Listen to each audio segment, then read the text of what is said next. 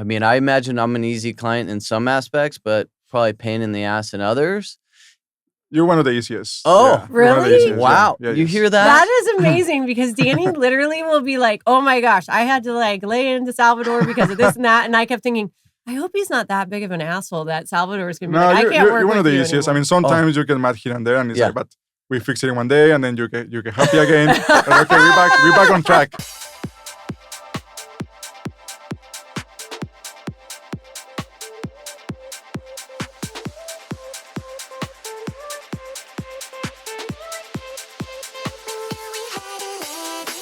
Welcome back to Ladders and Leverage, where we break down real strategies for building wealth through real estate, business, and mindset. Today, we are diving into one of the most powerful value-add tools in California, ADUs. And to help us unpack it all, we brought the guy that we trust with every project we touch. Salvador is here with us today.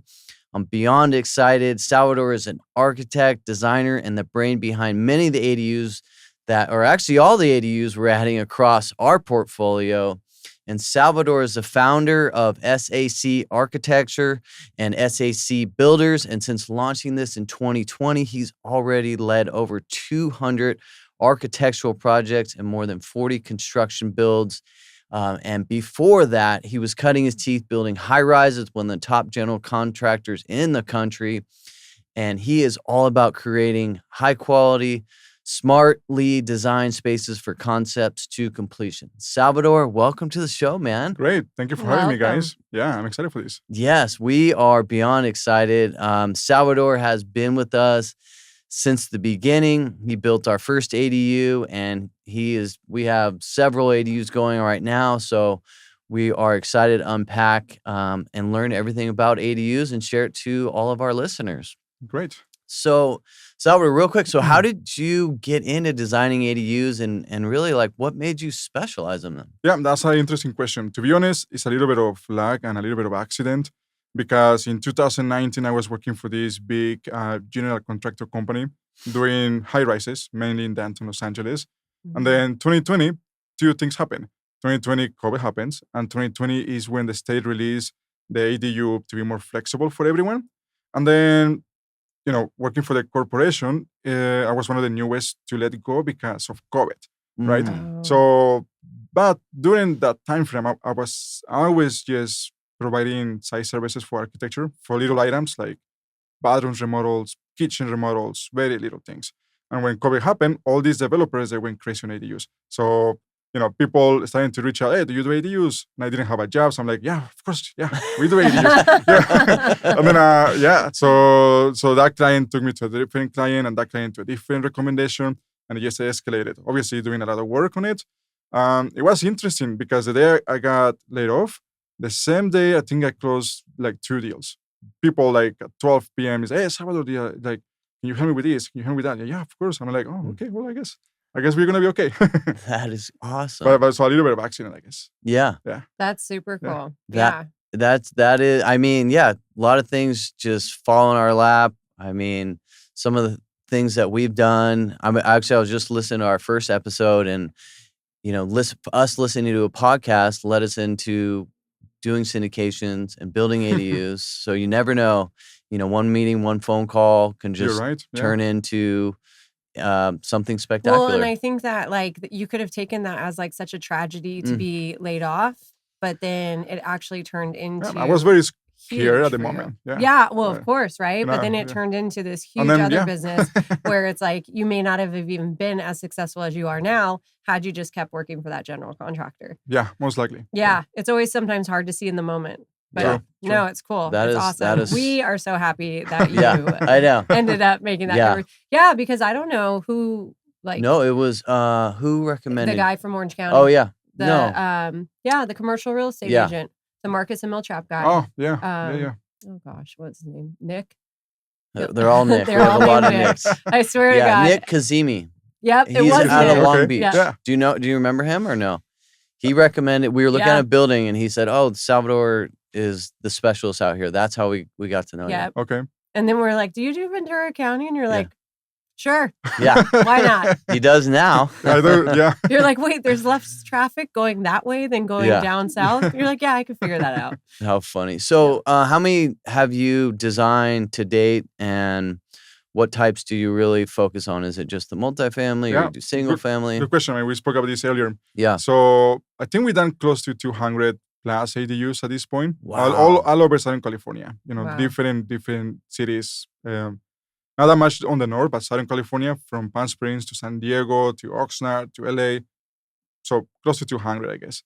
And I would say 90% of the ADUs that we have are dedicated to multifamily projects. Okay. More or less. Why is that? Do you think that's because? Actually, it has to start with the way we started the company. We got recommended through developers who owns multifamily. Oh, okay. More than Okay, so it was homeowners. just who you knew. Yeah. Just like you guys, Right. focusing on multifamily. Yeah. So you weren't like targeting that. You just, that's. I just got thrown Yeah. into that market. Yeah. No, I mean, it's great because I would think that it's somewhat. So have you done any for single family? No, we done a lot. I mean, if you from the 200s, maybe like 30, Yeah.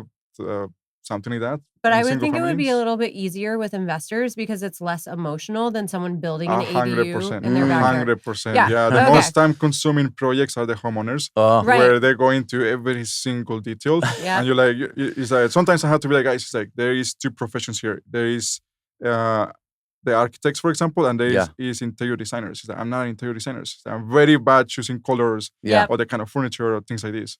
But yeah, so usually it's a lot more time consuming working for. Oh yeah, no. homeowners. I mean, I figured that because working in real estate and commercial versus residential, that was one of the reasons I never wanted to go into residential originally was because I felt like it was going to be too emotional. Like it was Yeah. going to be like, oh, I don't like that granite countertop. It's like, who cares? Whereas investors, it's numbers. Mhm. Yeah. And it's Yeah. just like, can you do it for this price? Does this make sense? Can I rent it out for this?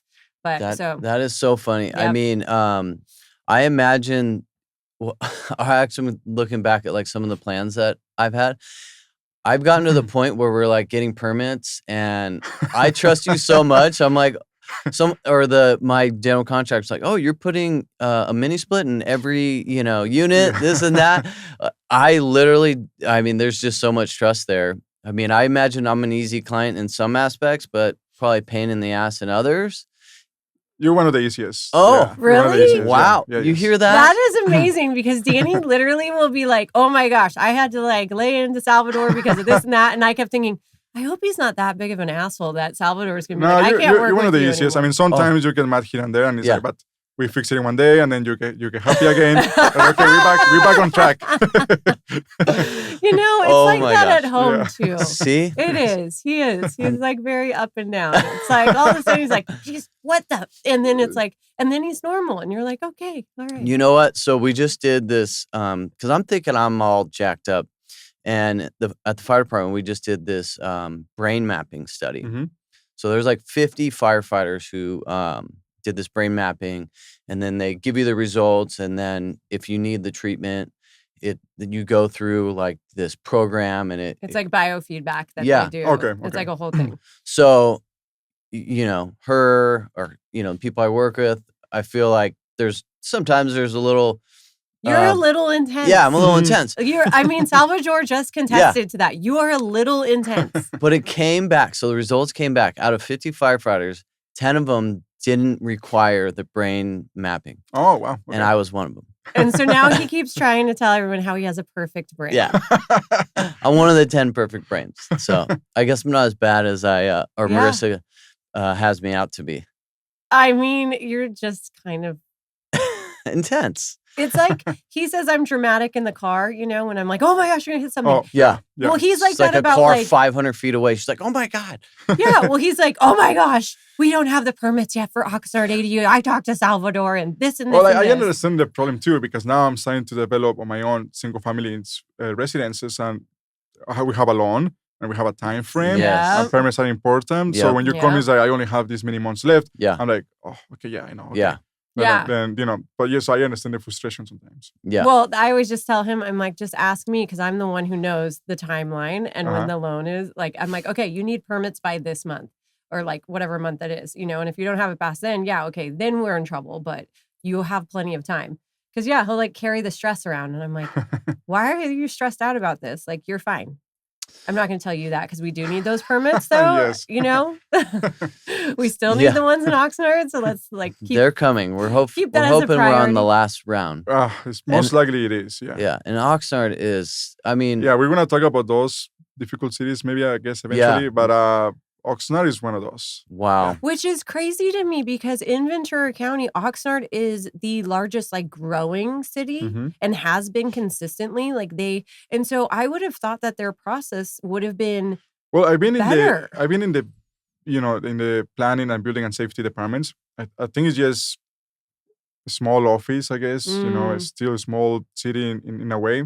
And yes, they're putting every single rule into the ADU. Sometimes even that the state doesn't specifies those laws. Yeah. But then, if you want speed, you cannot have to give it to them instead of But fighting. then like Santa Paula, which is tiny. Oh, yeah. Oh my Yes, gosh. I that's mean, true. you're like, We there's got through those pretty quick. yeah. Yeah. I mean, the first one we didn't because we didn't use you as the architect, which was a big mistake. And then the ones we used you for the architect, like those went through so quickly.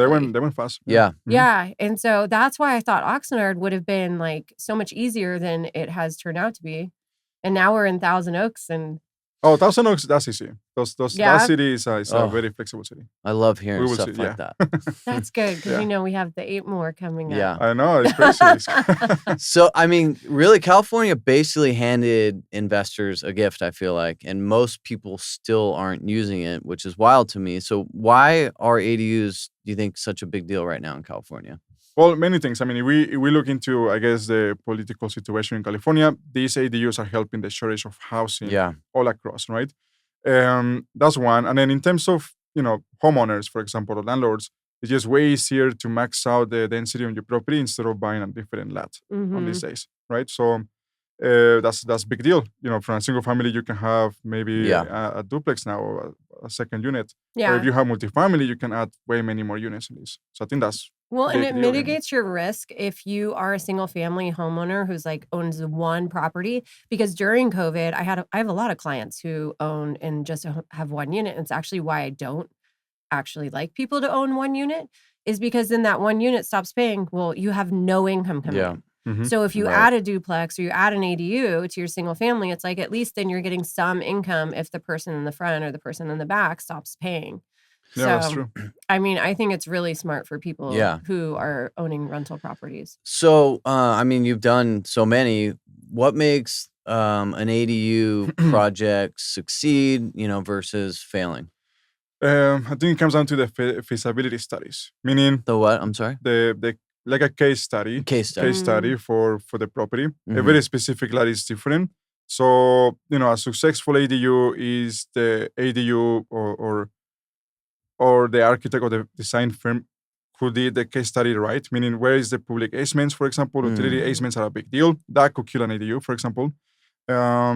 Setbacks, other than regular setbacks that everyone knows about it, we have fire separation setbacks. Not that many people knows just by looking into it. So all these makes up, either an ADU successful or fail, because if you don't do it right, then sometimes the ADU cannot be developed in the middle of the process. Oh, I could totally see that because a lot of people in the real estate process don't look at their plat maps with the easements. Yeah.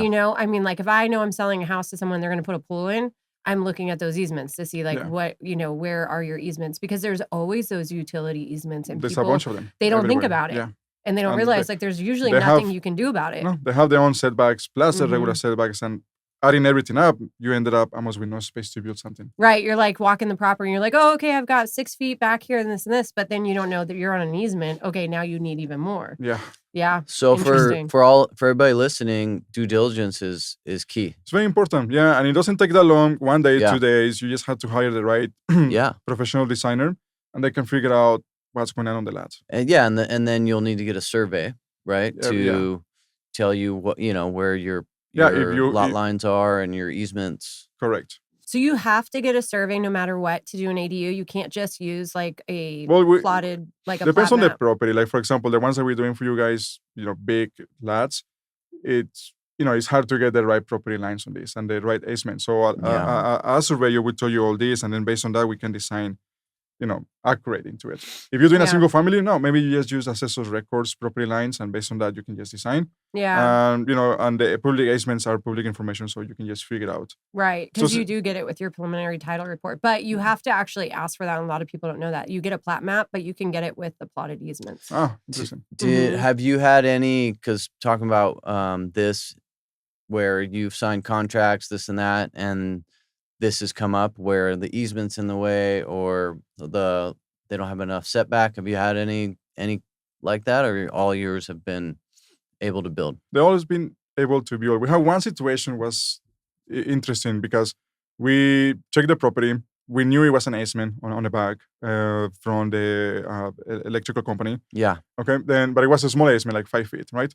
Then we went through planning approval because we created all the setbacks. We went through building and safety approval, fire approval, public works. Everyone approved the plans. We got the building permits. We pull it off. We start building we also win the contract to build the ADU. Yeah.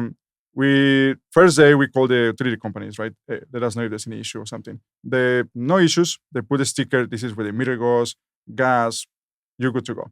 We did the underground trenching. We poured concrete, and then the electrical company come back again and he said, "Oh, by the way, there's an issue over here." He's like, "Oh, what is it?" It's like the setback that you provided and the city approved is not what we want. It's like we need it to be like 3 times more than what we got approved for. And he's like, "Guys, we talked about you before." He's like, "Your sticker is right there." He's like, you Yeah. approve us to put the meter." He's like, "No, I'm taking that down." It's like, then we try to talk to these guys. Hey, what you're asking is to demo everything that we build right now, to halfway and redo the whole thing. I go Wow. through permitting. It's like, that's the way it is. It's like, you can talk to my supervisor. We talked to the supervisor. We didn't get that far. So at that point, we redesigned the ADU just as a hub, like for plan B, just to have something ready. But and we got permits for that. Even the city is like, I don't know why they're doing this. Yeah. Wow. So you had to redesign it? We redesigned it, and at this point, I think the client bring like a lawyer involved to talk to the electrical company. Yeah. And they kind of fighting right now. Yeah. But we had this plan B in case something doesn't happen. Oh, this is So, currently going on. yeah. That How was much additional is it gonna, or what's the scope of the project? It's in a single family home. Okay. It's a 2-story ADU. Used to be, it's designed for 1,200 square feet.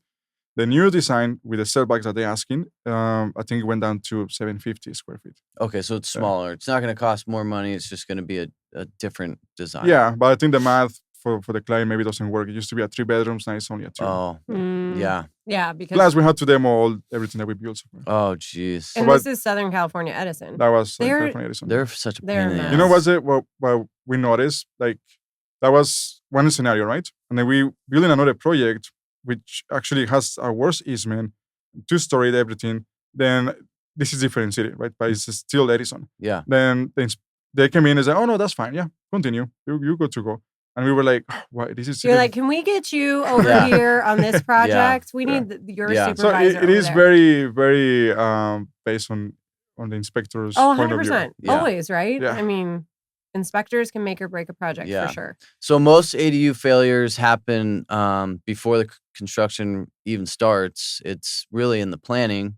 When you walk a property, what are 3 things or a couple things that you look for to see if the ADU is possible? Like when you're going, we meet. Yeah. If you call me, for example, Yeah. 3 things. It depends on what we're looking for. If it is a multifamily, how many units you have in a property.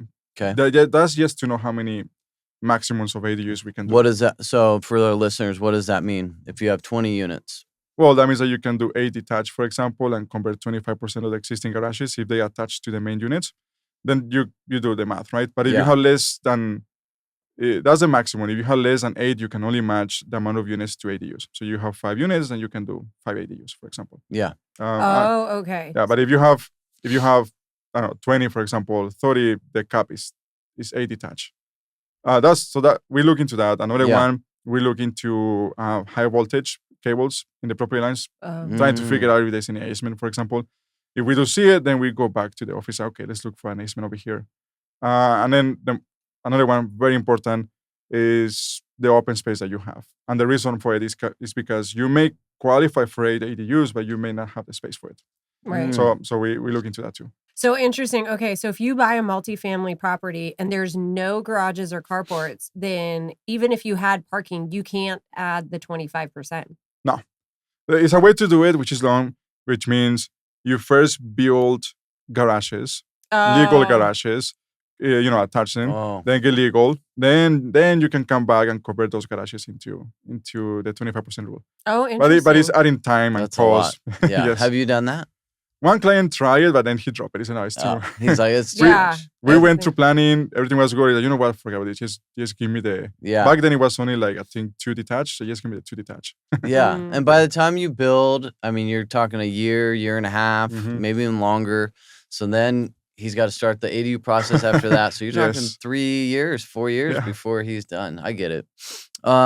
What are some common design mistakes you see from other architects or builders doing? Mistakes. I would say from architects is maybe the layout, for example. Because if it is new construction, I think you have a wide campus to create a good layout. And something that I see often is like they build something very custom project to Mhm. build in areas that they're not gonna pay for your rent market. Oh, Just yeah. super cool, No, like for sure. Yeah. big windows or rounded. Yeah, it looks beautiful. Right. But if it's an investment, yeah, it's gonna go over value on the building. Mm. Right. Yeah. No, definitely. Like, Yeah, and then in the builder size, I think something that is happening now. I have so far I got 2 calls from different builders. We didn't win the contract for those projects to build it, but these 2 contractors they had the same problem. So we designed the plans. On multifamily in many cities, the maximum height is 18 feet mhm. in many cities, and then the plans are designed accordingly to that, right? And then floor to ceiling in the inside, you may have like less than 8 feet, like 7, 8, like something a little bit off in terms of inches, but it's so we can get that maximum height at 18. And when they build in it, they're like, oh, well, what is this 7, 8? It's like, it makes more sense if we do 8 feet ceiling height because it's more comfortable for the people. And they ended up maybe with a 18, 10 inches high. And, the inspector comes over, they check that. It's like, get a high survey on this because you above the maximum height. Oh my goodness. The situation that I'm dealing right now, this is in Santa Monica. The inspector is not being flexible. So he's like, we try everything. He's like, what if we raise the natural grade? Like maybe we put more dirt outside, Yeah. compress it, and raise the natural grade. He's like, nope. He's like, I want you to cut the whole roof and drop it down to 18 feet. You know what's interesting Wow. about that is that when we were doing the Herbs Road property and I was on the Mhm. phone with the lender, the original, like we were trying to figure out which lender we were going to go with. So I had this original call and they had their construction guy on there. And he was asking because he's like, because I said we're doing them over carports. And he's like, how are you going to do that when you only can do the 18 feet? And then Yeah. so they're going to be shorter. And I was like, I said, you know what? That is not my wheelhouse, but I'm more than happy to have our Salvador get on the call with you or Danny. I'm like, I don't actually know, but I know they have it figured out. Yeah. But yeah, because he was like, Actually, that one got approved by planning already. Yeah. Which one? Herbs Herbs. Road. Yeah. Yeah. Yeah, because that was one of the things that the bridge lender, like construction guy, was like asking me, and I was like, I don't know, but I think Yeah. they figured it out. Yeah. Yep. Yeah, that was I had a little bit of insider information from someone that I know worked there, Uh-huh. and they didn't want us to build those. Oh, wow. Or Okay. yeah, originally. Wow. Yeah. So that's why we were getting so much push. pushback. And it's the first large multifamily project or ADU Yeah, it's the first using the ADU. new law. in yeah. Thousand Oaks. Yeah. Wow. So they're Thousand Oaks like, hasn't done it. yeah, no, we don't do that here in TIA. What are you doing? Right? Bougie Yeah. Thousand Oaks. Yeah. And we remember, and I sent an email Yeah. stating, because I go, we're going above and beyond on this project. You even because the concern was that the turnaround space wasn't enough for parking. So we were going to add, because we're going to build them over carports, and Yeah. then we're going to make the overhang bigger, Mhm. and we're going to use steel. Yeah. And we didn't necessarily have to do that, but we were just to Trying to be flexible. With yeah, the city. flexible yeah. with them. And they were still saying no. So I went back and I said, okay, if you don't let us do this, we know without any ancillary approval that we can use the 25% rule And because their thing is like, oh, you're taking away 3 parking spots. I go, well, I'm about to take away 25 by converting. Yeah. Yes. And then a week later, they send we got approval. They're like, oh, maybe Yes. that's better. Yes. You know, Yeah. 3, 25. And you know 6, what's 7. interesting? That some cities, I mean, you have people in these positions where maybe they're seniors, you know, a little bit. Yeah. Yeah. They've been there for forever. Yeah. And they are against, you know, having extra density on this, even though Yeah. it's against the codes, for example, and they Mhm. make it very difficult on you. Mhm. Oh, for sure. I mean, Thousand Oaks is notorious for that. And they just changed the whole general plan to allow for higher density in different areas. But that's just, you know, you get into towns and a lot of people don't want change and they don't want this. But what they don't realize is like you're complaining that your kids have nowhere to live when they come back from college, yet you don't want to add more units, Right. which more units will create lower rents. So it's Yeah. just nearsighted thinking. So, just for, you know, Marissa and I are pretty familiar with it, but for our listeners, what are the rules and laws of for multifamily and like how much you can build and such like that? Okay, well, we talk about that a little bit. Yeah. You know, so if it is on multifamily, then you can do up to 8 ADUs as long as they are detached and as long as you have more than 8 units. If you have less than 8 units, then you can only match the amount of units that you have as an ADUs. Okay. And you can always do the 25% rule, converting existing garages into ADUs. But the garage needs to be somehow attached into the units, Mhm. right? And we actually went through this on Howard Boulevard, right? Yeah. We had Yeah. Remember? We had to do a little attachment. Yes. We have like a Yeah. breezeway now. Yeah. Yeah. So those are the main rules that Yeah. you can have, the 25% conversion plus the detached ADUs on it. And And there's many ways to do it. What about for single family? What are the I Oh, don't, yeah. Yeah, I'm curious. Do you know those laws? Yeah, we do. So single families, you can max out. It's 1 detached ADU Okay. plus 1 junior ADU, but the junior ADU needs to be taken from the existing square footage for the house. So there's no such thing as a new construction junior ADUs. That's a big myth out there. That's why a lot of people convert the garages Yes. into junior ADUs because it has to be taken from somewhere in the existing square footage. Mm-hmm. Plus, you're allowed to do the detached ADU in the back. Something that we're doing right now a lot to add an extra unit into the single families is adding an SB9 unit plus an ADU. What's the SB9? It's just another unit. You can Okay. call it. So it's a way to. It's 2 rules on the SB9, Yeah. but one of those rules is meaning you can have the ADU and then you can have attached an SB9 unit. You know, Mm-hmm. and so now you can have 2 units in your backyard, for example, And you can still do the junior ADU? and you can still do the junior ADU. Do you have to be, because back in the day, I remember you had to be owner occupied to do the junior ADU. Do you still have to Yes. be owner occupied? That's a technically? big question. I think that's still changed. I don't know exactly who checks this. I don't know how it works. Yeah. We haven't done that many juniors, maybe like 3, maybe the Yeah. whole time. So I don't know how exactly works on that. Yeah, because I remember that. Do you remember way back in the day, we were going to buy that single family home here in Thousand Oaks, and we were going to add an ADU. Oh yeah. And we were going to convert the garage. And the Mhm. only way it really made sense to do it was you had to have 3 units. And then we found out you had to be owner occupied. And we were like, well, that doesn't work. We're not moving in. So if I have a single family home and I have a huge lot, there's nothing that's going to prevent us from, you For- know. For having extra 2, you don't even need. You So don't what's need, the most I could build on it? 2 detached units and 1 junior on a single family. You So don't have to can have get a 4 units. yeah. You don't have to have a huge lot either. We're doing, I think it's like I don't know, 6,500 square feet lot, single family in the Tiny. Oh my Yeah. gosh. single family in the front, and in the back we converted and extended the garage into 2 bedrooms ADU, and on the second floor we did the SB9 unit, 2 bedrooms as well. Wow. That's awesome. Switching gears a little bit, we talked about it a little bit. Which cities are the hardest to work with and which ones are the most ADU friendly? Yeah, well, yeah, well, you know, for example, Malibu, the city of Malibu, difficult to do ADUs. They're We- difficult to do anything. Anything, yeah. It's Malibu. Yeah. Malibu is Malibu. That one is a little bit painful. Anaheim, there's a tough one in Anaheim. Really? Really? Yeah. So legally, every city has to tell you yes into ADUs because Yeah. they're forced by the state. Mhm. But they go around where it's a legal way to make it a nightmare for you. Like the one that we did for Anaheim, it was a flat lot. It was a big tree on the side.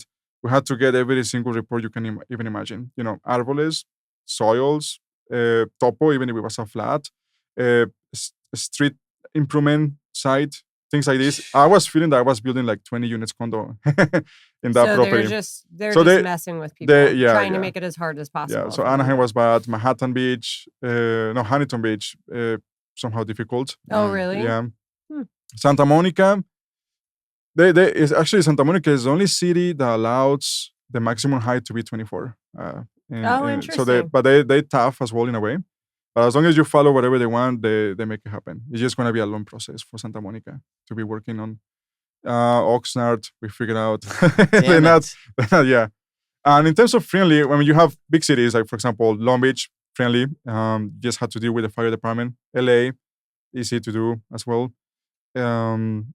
Like Thousand Oaks seems very flexible. They're very flexible on this. Good. So, yeah, Santa Barbara, flexible as well.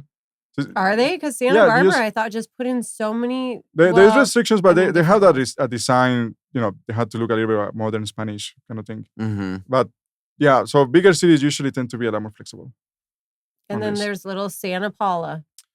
Yeah, the cities like this, and maybe they want more housing. They're They weren't they bad. do. They actually are one of the Yeah. largest builders right now in Oh, the Ventura County. okay. Like they just did. They're doing a huge single family, and then it was like 750 homes, and then they allowed them Oh, to wow. up it to Okay. 1,200. Wow. So they are really trying to build, and it's one of the most affordable cities in Ventura County. What is your typical start to finish, start the permit process, and then permits in hand? Is there a rough or a range? Yeah, it depends. I mean, look, Yeah. if you're doing single family homes, that usually goes fast. I would Okay. say Mhm. maybe 4 or 5 months you can Okay. get permits in hand. If you're doing multifamily, just because it's considered in a way commercial, even on inspections, Yeah. you're dealing with different inspectors all the time. That means that every department is looking into your project, Yeah. and that's gonna take time. Even that the rule says that you have 60 days to get approved. Yeah, maybe through the main buildings, but you still have public works looking into it, fire department looking Yeah. into it, and many different departments looking into that. So on So, a single family home, they don't have to go through all of that. No, As well? I mean some departments, but they exempt from a lot of these. Oh, I didn't know that. That's Yeah. interesting. Even your inspector, you're only dealing with one single inspector for everything. Oh Yeah. wow. Yeah. The garage conversion that we did on Main Street, fire department's like, we don't have anything. They're like, there was Just no. go. Yeah. Oh wow. Yeah. Okay. So So- what would so- you say for multifamily, roughly? I would say 8 months Yeah. potentially. Yeah, something like that. To get 6 permits. to 8 months to get Yeah. permits. Yeah, for Yeah. sure. Yeah. And then building. That could be maybe 8 to 10 months. Depends what you're doing. Yeah. So what would you say slows the plans, that process down the most? That could be a poor quality on the plans. Meaning when you're submitting, if you're missing a lot of information, you're just gonna get back the plans to you with red marks. Mhm. The whole plans full of Yeah. red marks, for example. Structurals, that's also important because what it means is like if you over-engineer the project, meaning it's very expensive to build, you most likely don't get corrections because the engineers are like, well, this is super safe, like they just approve it then. But then when you build it, you're like, wow, I'm building this. you Yeah. know? Yeah. So- a lot. but a good engineer gets a couple corrections. Yeah. That's to prevent costs on the construction. But that's a tricky line in the middle because you get somebody who is doing very poor quality plans, then they get a bunch of different corrections as well. So quality control and designing professional designers. Okay. Mhm. Yeah, that makes sense. And then is there anything that makes it go faster? Yeah, I think it comes down to hiring the right professional designers. Mm-hmm. People who knows what they're doing. I guess that's Mm-hmm. important. For example, in our own firm, we went through so many different scenarios. A lot of these places we just learned on the hard way. Yeah. Yeah. That we say, okay, we know they're gonna ask for this because Yeah. we went through that over there. Yeah. So Yeah. I so could see that will help on the speed up the process. Yeah. That makes sense. All right. So let's switch gears a little bit and talk about, so we got the plans, we know how long it's gonna take, but we need money to build it. So how much what's the realistic cost of an ADU today? I know there's so many different ones. Let's start with a conversion. Okay, yeah. Garage conversion, I will say it's tough to say. Well, it's different garage conversion now that I'm thinking Yeah. about it. But if you're just doing a 2-car garage, Yeah. detached from the house, and you convert that, it's hard to price it per square footage, but you're looking between 120 to 150,000 maybe average or Okay. something like that. Yeah. Okay, and it comes down to it's more variables, right? Like where is the sewer connections going and things like that. Yeah, there's a lot Yeah. of But variables. but that's maybe an average. Now, if you're converting existing garages, for example, and then you have units above that, Yeah. that changed the whole story because now you have plumbing and a bunch of stuff on the ceiling that you have Yeah. to fix and cover. So those get more expensive, and for those it's hard to give a price. But I'll give you an example. We just finished five ADUs, garage conversions with units above. We give the original proposal to the client for 500,000. We get in, and then all the plumbing was rusted, everything was dropping into it, and then so we had to replace. And this was a change order because we didn't know everything was covered. We had to uncover this Yeah. to figure out what was Right. happening. Yep. And then we changed like 80% of all existing plumbing. So the final price for him, and then we go into different areas, but like utilities, upgrades, and things like that. But I think the final cost for him was like 650 from the original. That's Yes. not bad though for Yeah. 5 units. Yeah. Yeah. I mean, that's a damn good price for 5 units. Yeah. 650 total. But I'm saying like Did they have to do retrofitting? Was it like no see, retrofit. Yeah. Yeah. No retrofit. Yeah. yeah. I mean, that's like just city of LA. I mean, you don't have to do retrofitting. here, Yeah. But yeah, interesting. So if someone's doing a multifamily project, what would you say that let's say they're looking to build 6 ADUs above carports, what would you say price per square foot that they should budget roughly? Okay, you're asking me because maybe eventually you say in my podcast that you're gonna charge this much. Yeah. No, Well, I I think think approximately best Yeah. guess. no, I think the best is if people wants to calculate and have a budget that is like, okay, the number is gonna be here. If you multiply the square footage by 250 or 300 a square foot, your real price is gonna land somewhere in the middle. Oh, that's interesting because Yeah. when I'm calculating and underwriting, I always use at least 350. Yeah, 400 a that's square foot. probably a safe because then this is just talking about construction. But Well, that's true. So mine, I'm trying to calculate in too, like all the architectural fees, permit fees, anything And- else I'm going to need. yeah, all the multifamilies that we have done, we have Edison or even utilities companies. We have to upgrade the electrical panel, existing electrical panel. Yeah. And that's a big cost usually. Yeah. Oh, yeah. Yeah. Yeah. No, that's a Yeah. good point. Edison is always a wild card for sure. Yes. What are some, I guess we already hit one, like Edison would be a hidden cost. What is there any other hidden costs that people shouldn't be They aware? are. I mean, Edison is a big one, or Yeah. any utilities. It's not just Edison, but for Yeah. example, all the multifamilies that we have done, and again, this is mainly our main scope of work in Mhm. construction and doing the plans. 90, maybe like 80% of the projects we have to upgrade existing panel. Do load calculations of all the units, upgrade the whole thing because usually it's from the 80s, plus adding the new units. That's tens of thousands of dollars. That is maybe not in original Yeah. proposal because it's call out. It's just the inspector if they decided or not. And then sewer connections. That's another important Sewer. one. Depends on how far is the trench. If the trench is super far, then it's going to be costly to connect and excavating to give the slope and things like that. So those are hidden costs that is hard to know exactly until you Yeah. start actually doing the work and Yeah. demoing and calling the utilities companies. What have you had to because I'm actually gonna have to do it at Edgewood. Utilities are gonna be in the alley, so we'll have to go from the back parking lot, Mm-hmm. cross the alley. There's a electrical pole there. Yeah. So that's gonna include the shutdown of, that alley for a couple days, traffic thing. Have you done one of those and what? Not yet, to be No. honest. Not yet. No way we're going to do that. We have done where we have existing panels to be a little bit less than 400 amps. And then because we are in everything goes over 400 amps. Yeah. And from that, you have to do underground Yeah. to the existing and new meters coming from the main electrical pole. Yeah. So that we have done that, but not to the point where we stop traffic and everything. Okay. Not yet. How do Not you yet. know you're going to have to do it that way? We're that's where the power is. We're gonna have to go underground. We're not gonna be able On to. that one, most likely it's already over 400 amps. Yeah. So Yeah. anything above that, you go underground. What do you remember the cost for that utility project you did? Yeah, Oh. 80,000. 80,000. Increase, yeah. Yeah. Hope you have that in the budget, buddy. Yeah, I do too. Guess I better look at those numbers. Yeah. All right. So going more into the investor side of things, what from an investor standpoint, what type of ADU do you think gives the best returns? Good question. Well, okay, so I think having a washer and dryer in the unit, Mm-hmm. these things sells very fast. In my experience, we Mm. have done ADUs where we don't have the washer and dryer inside, and a lot of ADUs where we have built and they have the washer and dryers, they rent fast. They Mhm. fly on the market. Yeah, they do. Another thing that we have done is creating a small little private patio, even if it is just a 4 feet with a vinyl fence on the front, and that's just Yeah. you access to enter to the ADU. That also people like that. Yeah. And this is a hard one, but if you can provide somehow one single parking for this, Mhm. then that's premium rent at that point. But You're saying single parking one spot? parking space Yeah. for the smallest, for example, the smallest ADU we ever done. It's I think it's a 200 square feet, one car garage conversion, right? Wow. This is in Long Beach, yeah. So we play everything on this one. We did high ceilings, so like 12-feet ceilings, so it feels nice. Mm-hmm.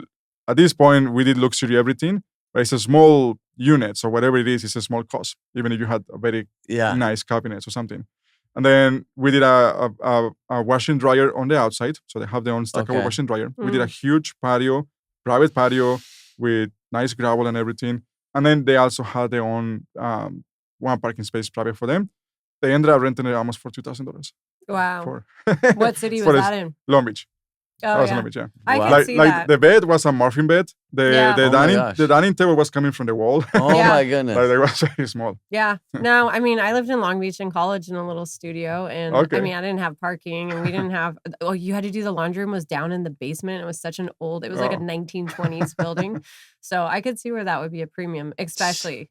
I mean, I think outdoor space is huge. That's Yeah. one thing that, when we're looking at buildings like the one that we just purchased on Warwick, I was like, this is amazing. There's 2 balconies or Yeah.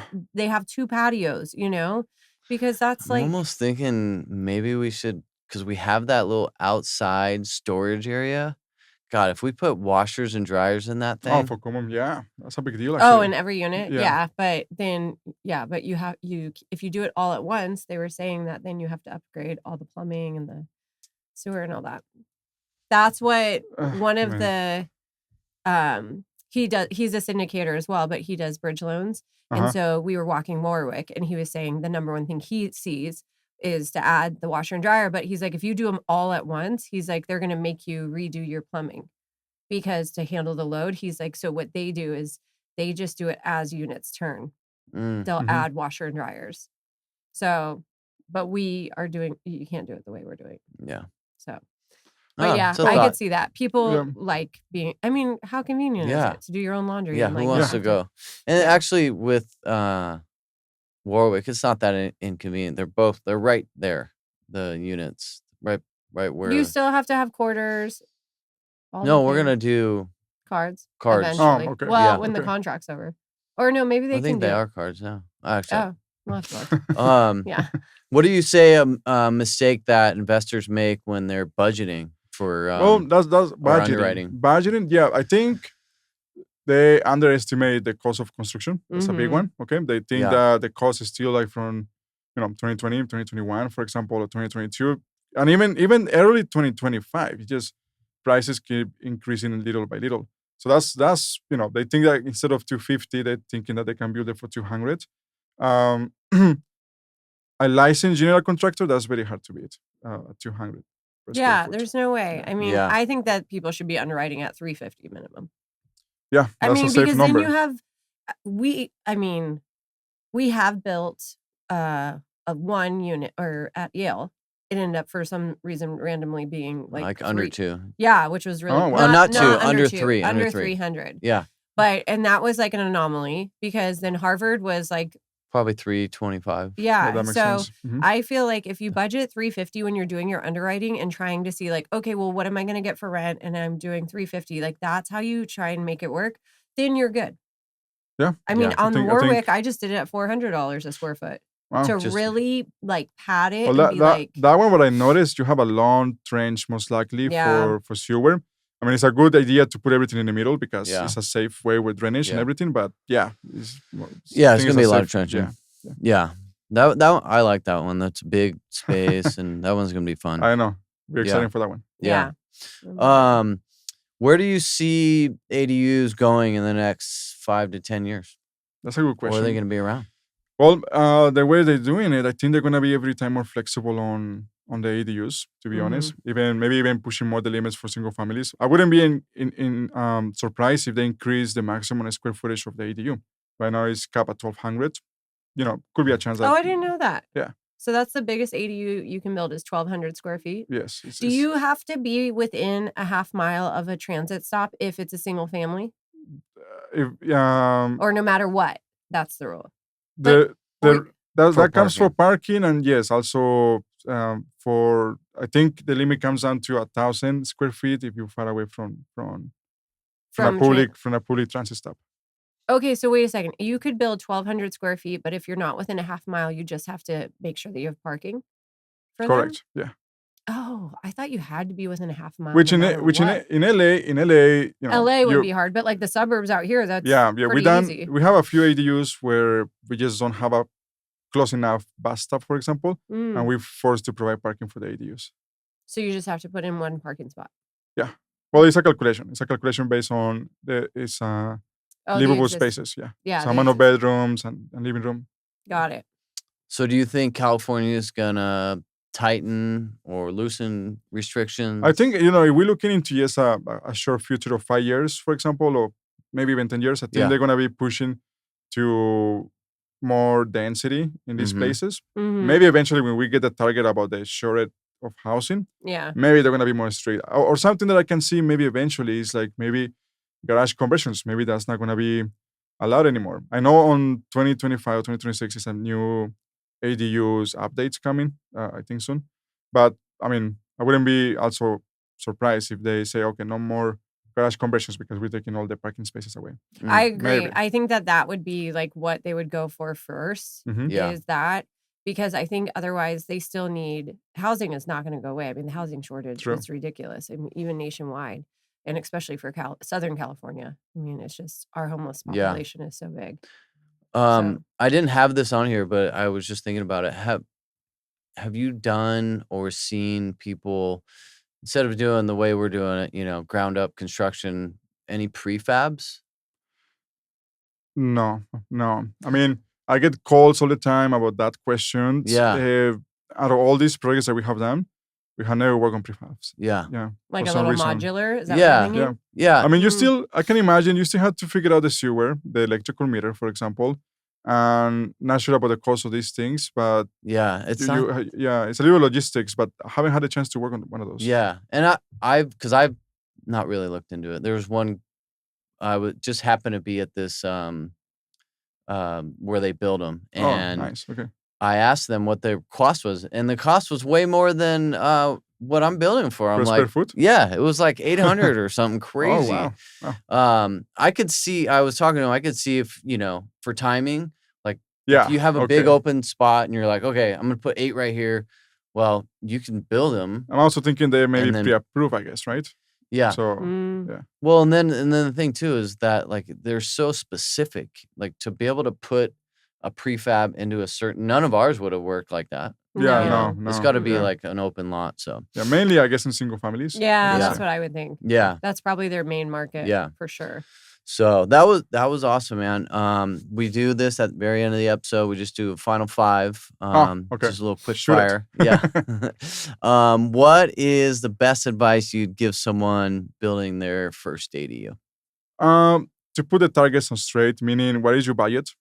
Figure out your budget. Again, don't overestimate the construction cost. It's expensive to build, even if it is a garage conversion. That's number 1. Number 2, get the timing. So if you don't have enough time in hands to get the permits, just be realistic about it. That it's gonna take, Mhm. 6 to 8 months just to get a permit in hands before you start construction. I Yeah. think that's a good advice. No, that's think, really yeah. good. Yeah. Mhm. That's excellent. I wish I heard that in the beginning. That's great. What is one lesson you learned the hard way? Well, for example, I have an example for you. We figured out that I always thought that the 25% rule was just converting garages, even if they are detached. I figured out on Howard, on your property, that they need to be attached. Oh, yeah. Yeah, so I'm like, oh, interesting. I skipped that little section on the code. Yeah. So now, I learned that on the hard way. Now when we figured out the 25% rule, I look into this needs to be attached. Yeah. Oh, that makes sense. Yeah. No, and that's true. I mean, for us, like every deal that we do, Yeah, you learn. we learn something. And like, for example, this last Warwick deal, we were talking about it. It went so smooth. Like everything just flowed, and that's from all the mistakes that we made in the past. And Yeah, you learn from those mistakes. Yeah. absolutely. What project are you most proud of? Yeah, another good question. It's hard to tell, to be honest, because we do put a lot of effort into having a good design into this, good layouts, for example. It's hard to tell about good, proud. I think we're proud of maybe all of them. And I know it's a very generic question that people will, of course you are proud of, But no, but we are, because we pay attention into this, and I guess you can see the products. We try to do our best. Yeah. No, that is a tough question because I'm sure, if I was in your shoes, seeing something from the beginning and then for the client when they finish and they get it all rented, like that's awesome. Like what a huge accomplishment. It's not easy. And that's what I'll tell people listening is it is not easy. It's going to take some time and effort and you're going to make mistakes, but it's worth it. Yeah. Well, if it was easy, everyone would do it, right? Yeah. Yeah, that's true. True. How about a book or a resource that's helped you most in your career? A book, you say? Yeah. Mhm. Yeah. Well, it's not related to architecture at all or even construction, but it's a small book and it calls U Square. I don't know if you heard about it. No. Mm-mm. It's a small book, maybe like 30 pages. And it's just more like a motivational, meaning, whatever you go through, something is just don't give up, keep trying, and things get better. And it's a good book to have. It calls U Square. I recommend it to everyone, actually. Oh, that's Nice. great. I haven't heard that one. I'll have to Yeah. check it out. Yeah. And then last is how can people reach you? Social media, websites, I guess emails, phone calls, but yeah, mainly our social platforms. Okay. Okay, wait. I have one question. Yeah. So, what does SAC stand for? Oh, yeah. Good question. It calls for sustainability, architecture, and construction management. That's for the public. For us, it's the initials of my name. Salvador what I Alban was Carvajal. wondering. Yeah. Oh, I was like, is it the initials of your Yeah. name? Yeah. I had a feeling. yeah. Well, So, wait, what's your middle name then? Alban. Okay. Alban. Yeah. that was awesome. That was very fun. Yeah, that was fun. Yeah, guys. yeah. it was Thank great. you for having me. Yeah. Yeah. No, we appreciate you. From where do we start off at? Harvard? Was that our first? I think Where it was was San- Yale? No, Yale. I used that. Oh, yeah, one that's right. It architect. took forever. I Yeah. think it was Howard. Then It we, was I think Harvard. I think at the same time we were working on Santa Paula. Yeah, we did Harvard. We did Main Street. Yeah. Keisha. Acacia. Acacia. We have permits. Haven't built it yet. And then we're in Edgewood. We're Yes. hoping we have those very soon. Herbs. Herbs And then and Warwick. Warwick. Warwick. We'll start. So That's crazy. yeah, Yeah. I mean that's I don't know the total count, but we're up there and we greatly appreciate you. No, Yeah, I'll tell we you thank feel you the that. so same way. much. No, thank Yeah. you guys for everything. And thank Um, you for putting up with him. Yeah. Yeah. See, it turns out I'm not as bad as everyone says. Yeah. Oh my gosh, that's too funny. But anyways, thank you everybody for listening. We'll put Salvador's contact information on the episode. So reach out to him. He's the best in the business. And thank you for tuning in, and we'll see you next time.